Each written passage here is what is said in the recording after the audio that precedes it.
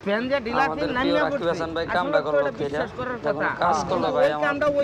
প্রলোভন দেখিয়ে এক কিশোরীকে ধর্ষণের অভিযোগে কন্টেন্ট ক্রিয়েটর ইসমাইল হোসেনকে গ্রেপ্তার করেছে পুলিশ। গতকাল রাত 12টার দিকে ওই কিশোরীর মা বাদী হয়ে ইসমাইলের বিরুদ্ধে নারী নির্যাতন ও ধর্ষণের অভিযোগে মামলা করেন। 5-6 মাস তার সাথে আমার লগে অবৈধ সম্পর্ক করে, তারপর বিয়ার কথা যখন আমি প্রস্তাব দিলাম তখন হ্যাঁ বলল কাজের লোকরে আমি গিয়ে বিয়ে করতাম কে, আমার মাইরা ধরে বাড়ির থেকে পাঠাইয়া দিছে। পরে হঠাৎ করে শনিবার দিন গিয়া রাত্রে মনে করুন যে আমি কাজ কামা গেছি গা, আইসি দি মেয়ে কান্দাছে।